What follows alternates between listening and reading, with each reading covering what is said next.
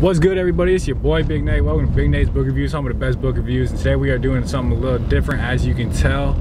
I am driving to a bookstore here in Eugene, Oregon. It's called Tsunami Books, and we finna see what's good. I'm just gonna ask them, because you know, bookstore people probably got good taste in books. You know, all things considered, they probably got good taste in books. And if not, we finna find out. But yeah, I'm just gonna go there, ask them, hey, what's one of your favorite books you would recommend? I'm gonna get those books and we finna see what's good. So I'll hit you guys back up once I'm pulling into Tsunami. All right, what's good, everybody? We just pulled up. We are at Tsunami Bookstore, so we finna just get right into this. Y'all coming with me? We gonna go in. I'm gonna ask if it's all gravy, if I can just ask them a little question, something, and then we finna get into this. All right, well, here we are, Tsunami Bookstore. So I'm asking, what's your name? I'm Steve. Steve, hi Steve. I'm just asking you, what is one of your favorite books of all time that you would recommend to someone? And then I'm gonna read it, and then yeah. Oh wow. Yeah. Okay, well, I won't pull your leg then. Brian Doyle's Mink River. Oh, what is it? I've never even heard that. Brian Doyle. River. Mink Yep. River, like M-I-N-K. Yep. Brian like the Doyle. critter. Okay, excellent. Sounds good. What's it about, like roughly? It's about the people who live in a fictitious Oregon coastal town. Oh, really? And their lives kind of do a bit of this. And it's just great. And so there's a talking crow. I see that on the cover. Yeah.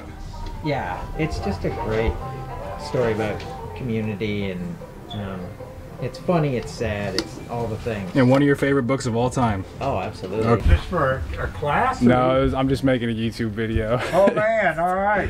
Yes, okay, so what is your name? Scott? Scott, okay, Yeah. sounds good. And what is one of your favorite books of all time that you would recommend to me right now? On the Road. On the Road, Jack Kerouac, right? You read it? Yeah, I haven't read it, but I have it. So. I've read it. I read it 17 times. Wow, seriously? And then they came out with the original version, the original scroll. They say the unedited, Yeah. which I've read now 2 times. Okay, interesting. And classic.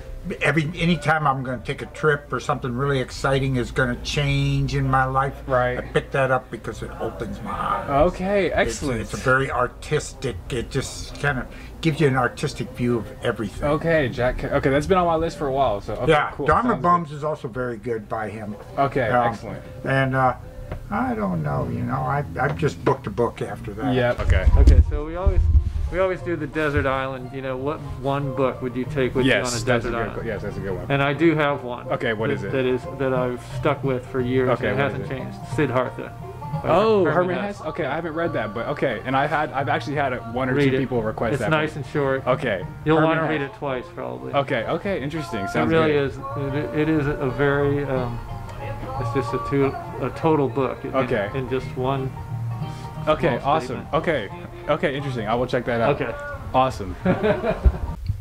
Whoa. Okay. Yeah, we back, and I just finished Mink River by Brian Doyle. Except actually, I did not finish Mink River by Brian Doyle because this is the first book I DNF'd for the first time in like it's been several years since I could not finish a book. But unfortunately, I just could not get myself to finish this, and we'll get into all that. Hate to say it, but yeah, we'll get into all that. But first, yeah, I'm just gonna tell you what I thought about this book. So. Mink River, like Steve said, is this book about a community called Neowanaka, this fictional town in Oregon.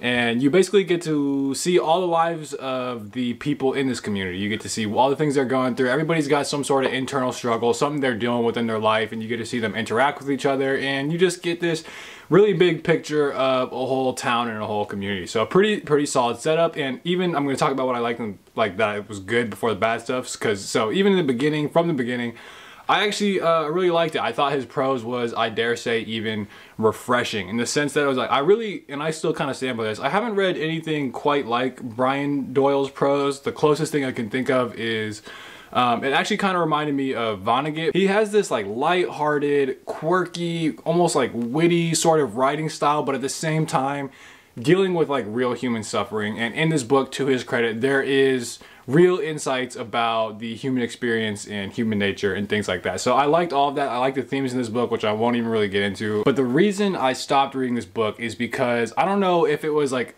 I don't know if his writing quality just like dropped off at some point, or if the things I did like at first just started to get real old real quick.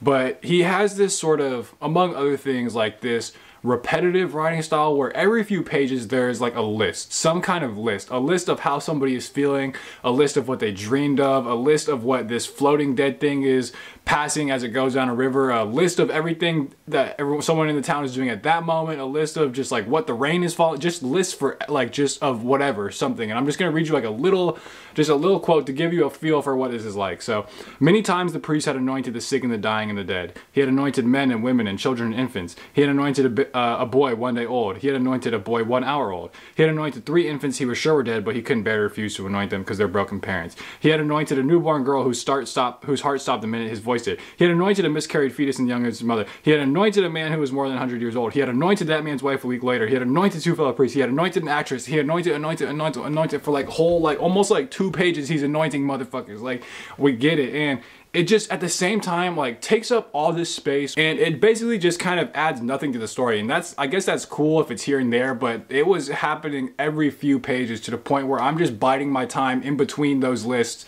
for when the next one's coming. And yeah, overall, after like 215 pages of this shit, I was just like, yeah, I hate to say it, but I could not finish Mink River. Sorry for that, Steve. I'm sure you got good taste in books. And to his credit, this book has really good reviews on Goodreads, and like a decent amount of them too. So, and it's, you know, he's a bookstore employee, so he knows his books at some level. So like, and this is one of his favorite books of all time. I'm talking about Steve. So don't let I am pretty picky with my taste sometimes, so I hope this review doesn't discourage you from reading this if you're interested, but personally this book was not for me at all. But next time I'll be back with On the Road. Hopefully that one goes better.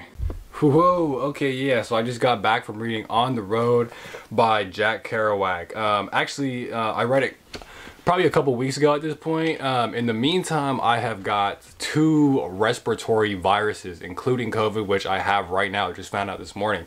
So, but you know, that's not gonna stop me. My grind don't stop. It's gonna take a little more than COVID to get me to stop doing Big Days book reviews.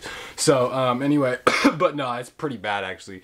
Don't recommend it. But On the Road by Jack Kerouac. On the Road is basically the story of this guy named Sal Paradise who goes on like a bunch of different road trips, like cross-country road trips over the course of a few years, something like that. And he's constantly crossing paths with, interacting with, it's sort of like, I don't know if this was a couple years that he did this, but it's almost like fascinated with this character named Dean Moriarty, who is just like, honestly, if I had to describe him, he's low-key like a crackhead, but he's like high on life, but like he's low-key got some, he's high-key got some like tweaker energy where he's just like bugging all the time for like, he's not a stable person, but he's high on life, you know what I'm saying? So anyway, the story is basically just like their sort of misadventures all along the way. So this is how I would describe this book. It reminds me kind of like a combination of like Catcher in the Rye, because it's been a long time since I've read Catcher in the Rye, to be honest. But if I remember,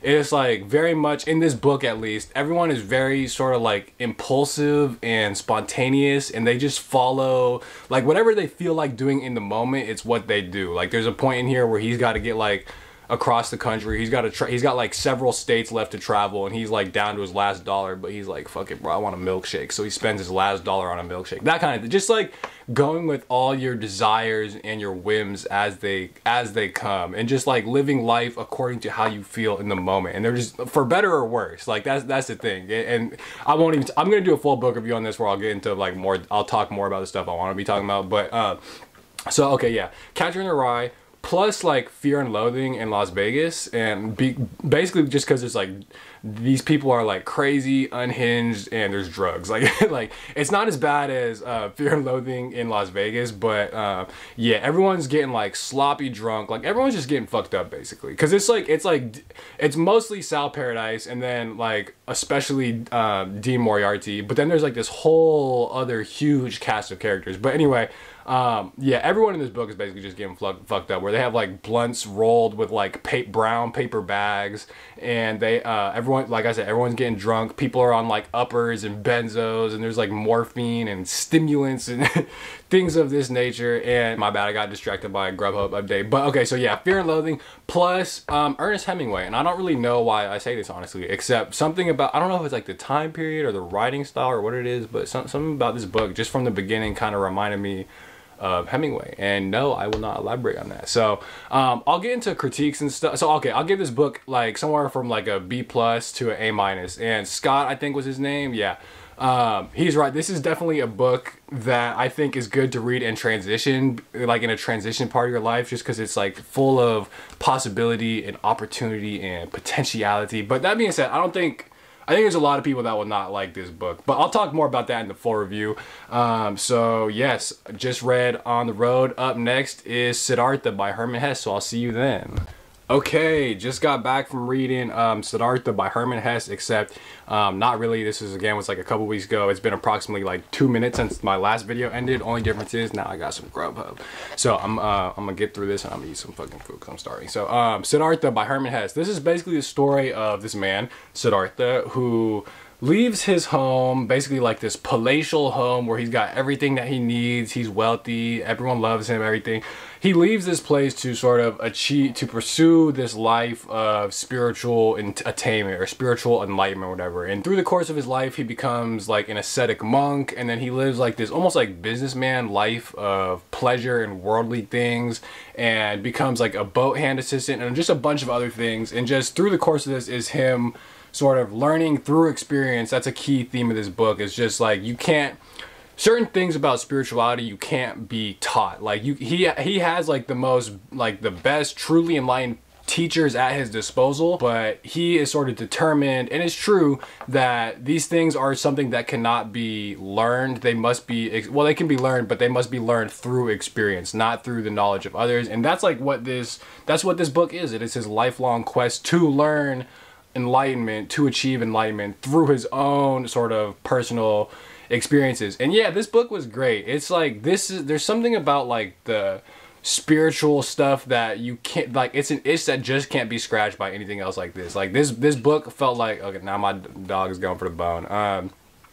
This book felt like food for my soul, if that makes sense. Like, it makes you want to just drop everything and become like an ascetic monk for real. But no, it does do a good job too of just showing the way that we're sort of just like thrown about. We are just tossed left and right by our like desire for pleasure and our like us trying to avoid suffering, when all of these things are inevitable and they come and they go, and just like basically us just tormenting ourselves in the process of something that can't be changed. And there's a bunch of other stuff. I'm gonna do a full review on this book too, but yes, I would highly recommend this book to anybody really. So shout out to the recommendation. I think it was Steve. And yeah, I'm gonna conclude it right here, and I'm gonna eat my fucking food. So let me know if you like this. I think I'm gonna do another thing. I'm gonna ask people, like customers of bookstores, what are their favorite books of all time. I don't know. I got some ideas, but let me know if you like this and everything. And in the meantime, thank you for watching Big Nate's Book Reviews, home of the best book reviews.